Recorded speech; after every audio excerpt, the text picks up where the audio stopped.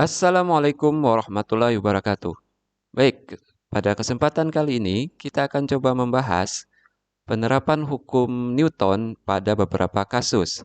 Kasus yang pertama, seperti yang tertera pada layar, ada dua buah benda yang dihubungkan dengan katrol. Kita anggap katrolnya licin sehingga tidak berputar. Benda M1 dihubungkan dengan benda M2 yang terletak di atas bidang miring dengan sudut kemiringan θ. Pada keterangan soal, massa benda 1 sebesar 1 kg, benda kedua 3 kg, dan sudut kemiringan sebesar 37 derajat. Benda pertama naik ke atas, dan benda yang kedua menuruni bidang miring. Pertanyaan untuk soal ini, tentukan percepatan yang dialami oleh sistem.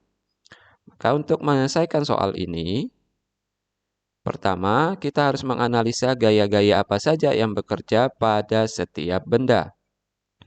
Pada benda pertama, ada dua gaya yang bekerja, yaitu gaya tegangan tali, tension, dan juga gaya berat. Nah, arah benda ke atas untuk benda M1, artinya percepatan pada benda 1 arahnya ke atas. Maka T bertanda positif karena searah dengan percepatan, dan M1G ini bertanda negatif karena berlawanan dengan arah percepatan. Maka T1 dikurang W1 sama dengan M1 dikali A. Kemudian T1 sama dengan W1 ditambah M1 dikali A. Untuk W1 sendiri itu adalah massa benda dikalikan dengan gravitasi, maka persamaannya menjadi T1 sama dengan M1 dikali G ditambah M1 dikali A. Kita asumsikan ini persamaan yang pertama. Berikutnya kita tinjau benda yang kedua. Untuk benda yang kedua berada di atas bidang miring, maka gaya beratnya yang M2G seperti tertera pada gambar, maka M2G ini atau W2 ini bisa diuraikan menjadi komponen-komponennya.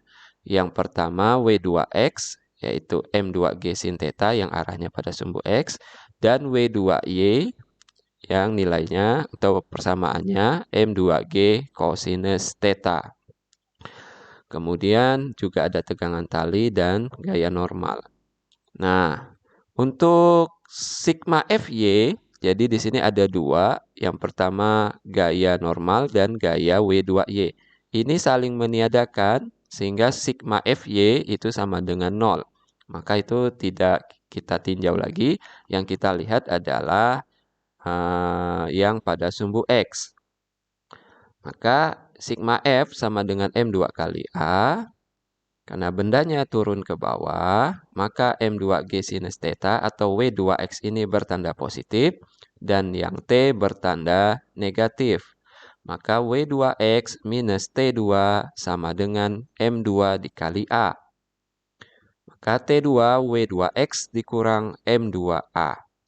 Jadi T2 sama dengan M2G sinus θ dikurang M2 dikali dengan A. Kita anggap ini adalah persamaan yang kedua. Kita substitusikan persamaan 1 dengan persamaan 2. Maka M1G ditambah M1 kali A sama dengan M2G sinus θ dikurang M2 dikali A.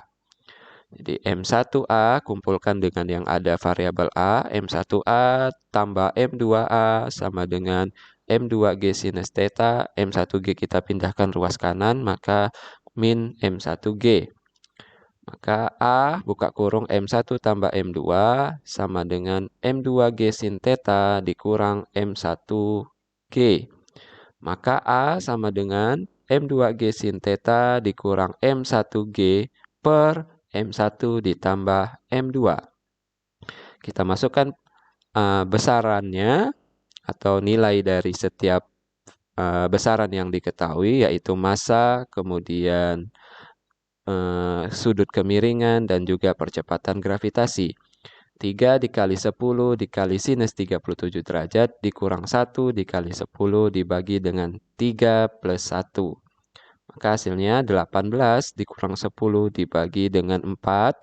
Jadi 8/4 hasilnya adalah 2 meter per sekon kuadrat. Maka percepatan sistem yang dialami itu sebesar 2 meter per sekon kuadrat.